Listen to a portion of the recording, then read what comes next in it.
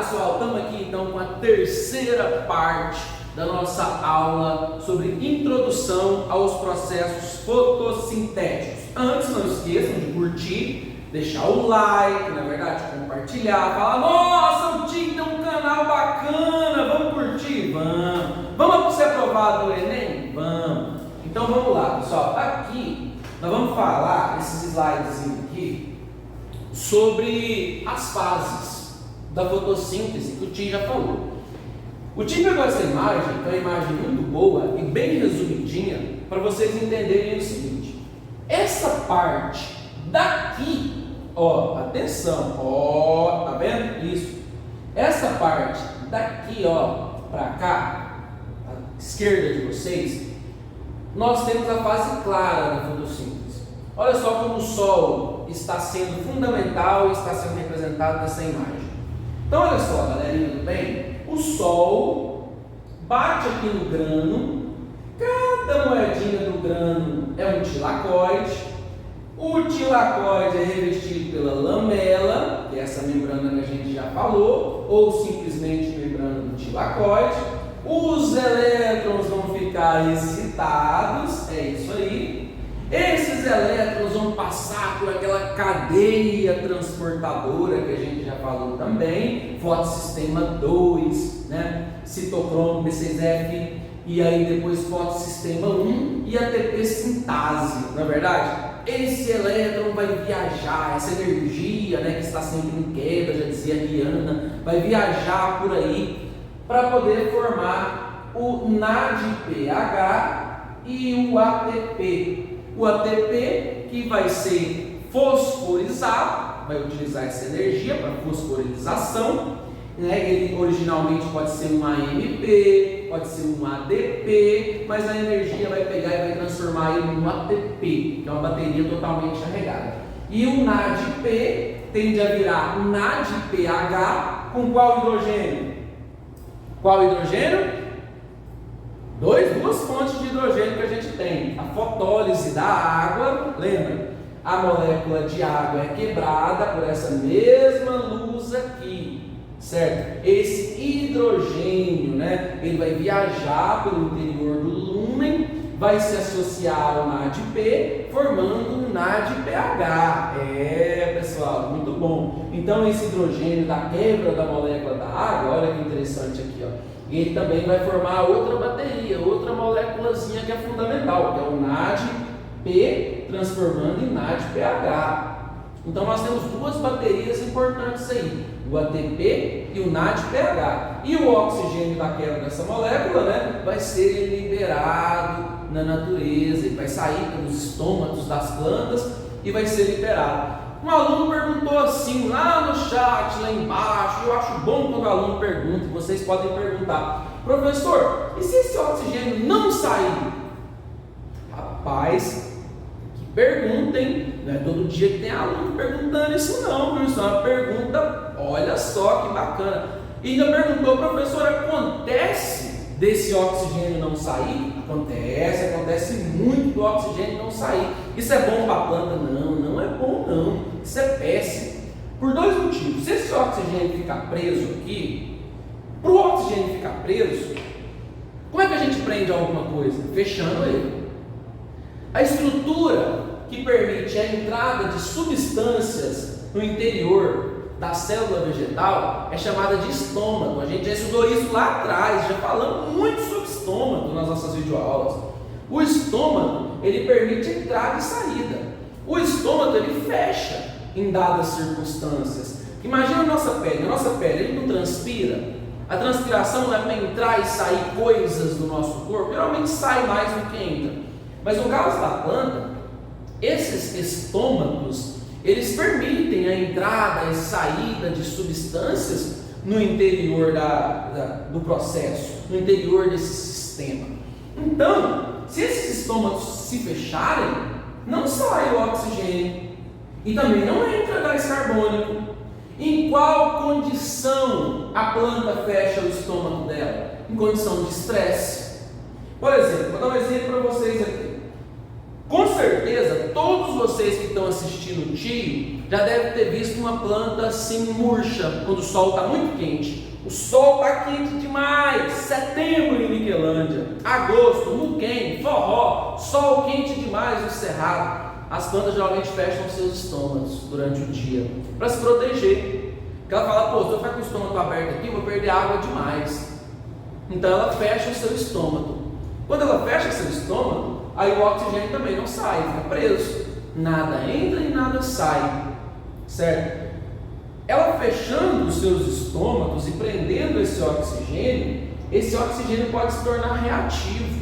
Vocês já aprenderam lá em Química com o professor, aquele professor bravo de Química, né? Esse povo de Química não tem coração. Vocês já aprenderam lá com o professor de Química que o oxigênio, ele é muito reativo, não é verdade? E esse oxigênio, dentro do interior, cheio de substâncias aqui, e com moléculas de água disponível, né? E com uma cadeia transformadora, ele pode reagir e pode formar, por exemplo, H2O2, né? Que é a água oxigenada, que é tóxica para o interior do sistema. Então ele pode formar o que nós chamamos de radicais livres, que são oxigênios que vão se combinando ali com substâncias no interior e vão formando oxigênios tóxicos. Olha que interessante, pessoal. Quem diria, né, que o oxigênio ele poderia reagir no interior da célula? E olha que interessante. Vamos pensar o seguinte, vamos pensar do ponto de vista químico, tá bom? Vamos pensar no seguinte aspecto. Quem reage mais? O CO2 ou o oxigênio? Tendo em vista que a função é formar açúcares e carboidratos. É claro que é o gás carbônico, é claro que é o carbono. O carbono é muito mais reativo. Vocês já aprenderam na química orgânica que o carbono faz quantas ligações? 4. Então ele é muito reativo. O oxigênio só faz 2, ele é menos reativo. Mas se eu fecho o estômago, não entra carbono. E o oxigênio que está lá dentro começa a ficar a maioria, começa a ficar muito oxigênio. Então depois que eu concluir e que eu gastar grandes quantidades de gás carbônico, o sistema vai reagir com quem? Com o oxigênio, moçada. E aí vai formar os radicais livres, vão formar substâncias tóxicas no interior da célula. E essas substâncias tóxicas, elas podem contaminar e podem levar a célula à morte. Por exemplo, quando a gente falou de biologia celular e estudou organela, a gente estudou uma organela chamada de peroxissomo. O peroxissomo é uma organela, certo? Que ela é rica ela tem grande poder de combater esses radicais livres, né? Ela desoxigeniza a água, né? Ela quebra essa água oxigenada. Então o peroxissomo é uma organela que vai ter que ser muito ativa e nem sempre ele vai conseguir atuar nessa luta quando a quantidade de oxigênio fica grande no interior da célula. Então vamos lá. Só recapitulando para vocês entenderem direitinho o processo. Não é bom que a célula fique cheia de oxigênio. Esse oxigênio tem que ser liberado.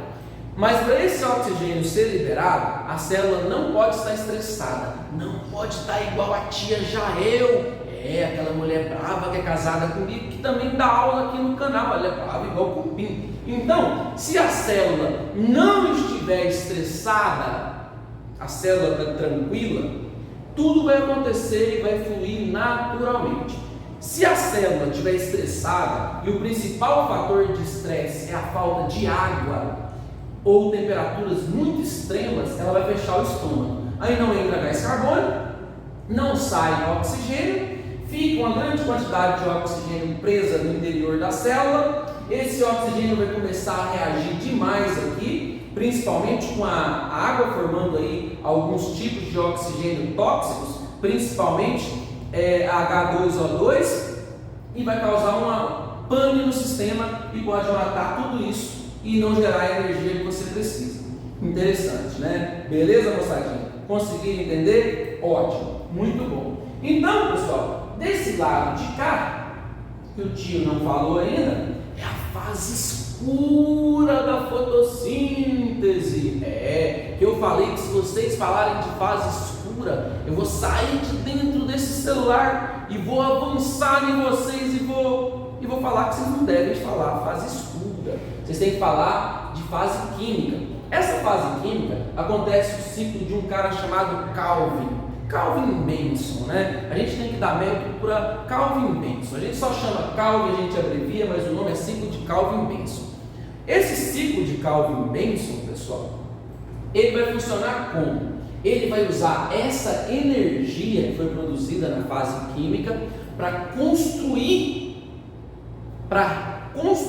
o esqueleto orgânico carbônico. Por exemplo, os açúcares, né? Vamos pensar aí, a glicose, C6H12O6, não é verdade? Que é a glicose básica, né? Essa glicosezinha básica, ela é construída no ciclo de Calvin. Eu não digo que o ciclo de Calvin terminou, já sai a molécula pronta, mas ele construiu o esqueleto carbônico. Vocês que estão no terceiro ano aí, que estão visando o Enem, e estão estudando química orgânica, vocês veem as construções de esqueleto orgânico para a formação de matéria orgânica, não é? Um monte de carbono assim junto, não é isso? Então esse ciclo de Calvin Benson, ele vai pegar essa energia, ATP, NADPH, ele vai pegar todas essas baterias carregadas, certo? Por meio de uma enzima chamada de rubisco. Eu quase esqueci o nome da rubisco, meu Deus, não deixa eu esquecer ela não. Então ele vai pegar rubisco, e vai jogar esse gás carbônico no ciclo. Gás carbônico. Então a rubisco vai ter essa função de pegar o gás carbônico e jogar nesse ciclo de Calvin, usando essa energia do ATP e do NADPH para construir o esqueleto carbônico. Porque vocês já aprenderam na química orgânica que depois que você tem o esqueleto pronto, você vai anexando radicais. Não é isso, moçada? Tá vendo? Você sabe um pouquinho de química, né? Eu tive que aprender, o trem é feio, viu, galera? Então o que acontece? Você constrói o esqueleto carbônico, aí você vai anexando os radicais, e a partir daí você vai ter uma porção de açúcares. E esses açúcares são fundamentais. Por quê? Porque a planta come o quê? Ela come esses açúcares. A planta precisa desses açúcares para constituir a sua biomassa, que é a sua massa mesmo no seu corpo. A planta precisa destes açúcares para poder se alimentar. Ela vai comer isso aí, para produzir frutos, para produzir flores, para reprodução. Então, moçadinha que era para ser bonita, mas nasceu feia. Esse ciclo de Calvin, ele é fundamental para poder construir o esqueleto orgânico das moléculas de açúcares. Eu já vi muita gente errar lá no Enem, e errar em vários processos seletivos, falando que acabou o ciclo de Calvin, eu tenho C6H12O6. Não, você não tem. Você tem um esqueleto carbônico, certo?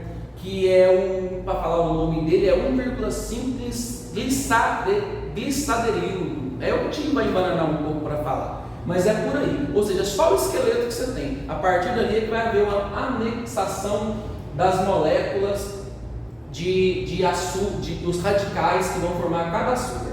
Então é isso aí, fase clara ou fase fotoquímica, e fase química ou fase escura com ciclo de Calvin. Professor, qual é o principal ator do ciclo de Calvin? É a enzima rubisco, que é ela que pega o carbono e joga para dentro do ciclo. Eu vou dar uma aula específica sobre os acontecimentos e dos eventos aqui dentro do ciclo, de acordo da mesma forma que eu dei aqui da parte de fotoquímica, e passo a passo, mas não vai ser agora, tá bom? Vamos lá então. Aqui tem uma questãozinha que caiu também nos processos seletivos da vida por aí, e ela também é uma questão fácil da gente entender.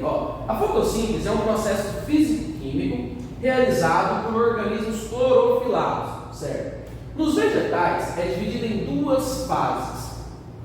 Uma responsável pela síntese de ATP, que a gente falou, produz energia, carrega as baterias, e pela redução do NADP, e a outra pela fixação de carbono. Lembra, gente? Uma realmente produz a bateria e a outra fixa carbono. Para que a etapa produtora de ATP e NADP ocorra, são essenciais. Quais são os produtos que são essenciais para a etapa produtora de ATP e NADP? Qual que é a etapa que produz ATP e ADP?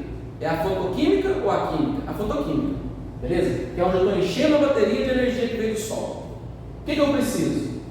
Água e oxigênio? Não, o oxigênio é um subproduto que vem da fotólise da água. Descarta. Glicose e oxigênio? Não, a glicose eu não estou produzindo, eu vou precisar disso aqui para produzir a glicose. Essa planta não, esquece, sai fora. Radiação luminosa e água? Vamos pensar, vamos para outra. Glicose e radiação luminosa? Não é não. Isso é glicose não. Oxigênio e dióxido de carbono? Não, também não. Então é a letra B, ou desculpa, C, radiação luminosa e água, luz e água, beleza pessoal? Vamos lá então para o próximo slide. Espero que não tenha dúvida, essa questão é mais fácil do que tudo. Pessoal, teve um cara que muito inteligente, Van Helmont, que fez um teste uma vez. E eu vou falar um pouquinho sobre o teste de Van Helmont aqui, para vocês poderem entender um pouco o processo fotossintético. Van Helmont, ele falou assim: como é que planta cresce? De onde vem o alimento das benditas plantas? Porque é o seguinte, a minha avózinha, que mora lá em Séries, certo? Ela acredita, e muita gente mais antiga acreditava, que as plantas iam retirando o seu alimento do solo. É claro que o solo é importante, ela realmente retira, né? Nitrogênio, potássio, fósforo, água. A planta precisa de muita coisa que tem no solo, muita mesmo. Mas a quantidade desses elementos que ela retira do solo, do ponto de vista quantitativo, por exemplo, se eu fosse pesar numa balança, era praticamente insignificante, certo? É como na gente, né? A gente precisa de vários nutrientes, precisa de cálcio, nitrogênio, fósforo, potássio também, mas a quantidade que a gente tem individualmente de cada molécula é insignificante do ponto de vista quantitativo, do ponto de vista de uma balança, por exemplo. Esse cara aqui, o Van Helmont, ele fez o quê? Ele pegou uma planta e pesou ela, uma mudinha. Ele pegou uma mudinha bem pequenininha de uma planta, tirou toda a terra, pôs na balança e pesou. E viu que ela pesava 2,250 kg. E aí ele anotou. Ele anotou. Aí ele pegou essa planta e pôs em 90 kg de terra. Ele pegou um jarro bem grandão, botou 90 kg de terra seca, viu gente? Ele pesou a terra seca, ele secou a terra, desidratou a terra e pesou 90 kg. Aí ele foi irrigando a planta. Mas ele falou assim: eu não vou adubar, vou pôr nada, vou deixar essa planta nesses 90 kg de terra durante 5 anos. Não vou pôr adubo, só água. Depois de 5 anos, ele tornou a pesar a planta. Ele tirou, desmanchou o sistema, ele até colocou um chumbo aqui, ó, para não entrar nada, tá vendo? Ele lacrou a planta, de maneira que ficasse só o caule. Aí depois de 5 anos, ele separou a planta da terra. Ele pesou a planta. A planta pesou 76 quilos aproximadamente. Ou seja, uma planta de 2 quilos subiu para 76 quilos. Aí ele falou: agora eu vou pesar a terra, porque ela deve ter tirado muita coisa da terra. Eu sou danadinho, eu vou pesar a terra. Quando ele pesou a terra, os seus 90 quilos de terra, ele tinha 89 quilos e 900 gramas. Ou seja, se você pegar o nitrogênio, potássio, o fósforo, alguns outros micronutrientes como boro, níquel, ferro, a planta absorveu 100 gramas só. Ou seja, essa planta de 76 quilos aproximadamente só tinha 100 gramas de nutrientes. Esses nutrientes são fundamentais. A gente sabe que o nitrogênio, por exemplo, meu Deus, ele é importante demais para as bases moleculares do DNA. O fósforo, meu Deus, professor, o ATP precisa de fósforo. Precisa, falou agora, né? A fosforilação, né, no processo que a gente acabou de estudar. Então tem um monte, precisa, mas é pouco. Professor, então onde Onde? Então esse cara aqui, o Van Helmont, que era alemão, né? Ele era alemão, igual aqueles alemão que meteu 7-1 na gente, eles eram danadinhos. Então esse cara aqui falou o seguinte: de onde veio? Meu Deus, será que veio do Sol? Veio do Sol, veio da fotossíntese, tá vendo? Então toda a biomassa que essa planta gerou, por incrível que pareça, ela veio, certo, do processo fotossintético, veio da absorção de molécula de gás carbônico, da absorção de luz, certo? Ou seja, ela veio da absorção de água. Então, a planta teve essa capacidade de realizar isso que a gente chamou de fotossíntese, construção por meio da luz. A planta construiu por meio da luz. E construiu o que? Biomassa. Olha o tanto aqui, ó, de 2,250 para 76 quilos. Ela construiu. E ela construiu a energia na fase fotoquímica e o esqueleto de carbono, a massa no ciclo de Calvin, lá por meio daquela enzima rubisco que ficou pegando os carbonos, juntando e formando esqueleto. Certo? Então, pessoal, é por isso que planta precisa de luz, muita luz, certo? É claro que tem planta, mas aí não é matéria para vocês, mas que precisam de mais luz do que outras. Mas toda planta precisa de luz. Você já viu, por exemplo, que grama que fica debaixo de árvore morre porque não tem luz? Quem já viu isso? Levanta a mão. Eu já vi. Você já viu também, meu brother? Pois é. Planta que fica em lugar sombreado não sobrevive. Deixa eu contar um segredo para vocês que eu não deveria. Lá em casa eu fiz um jardim de inverno. Olha que interessante, jardim de inverno. Olha o nome, pessoal. Se é de inverno, tem muita luz? Tem muita intensidade solar? Não, é um ambiente um pouco mais sombreado, não é verdade? E aí, só que aí nesse jardim de inverno, o tio precisou de buscar na internet não, porque o tio trabalhou em viver, então o tio sabe um pouquinho desses trem. O tio precisou de pegar umas plantas que desenvolveriam naquele ambiente.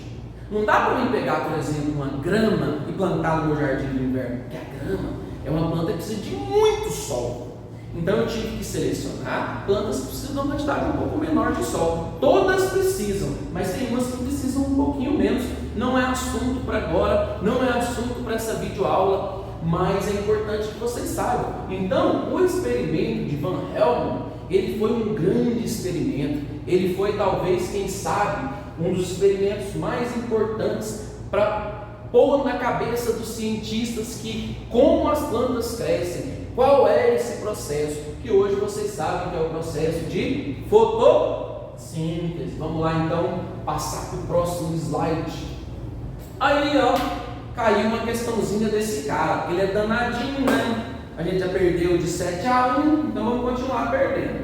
No século 17, um cientista alemão chamado Jean-Baptiste Van Helmont fez a seguinte experiência para tentar entender como as plantas se nutriam. Plantou uma muda de salgueiro que pesava 2,5 kg. Ó, no experimento, vocês viram que houve uma divergência no peso dela, mas tudo bem.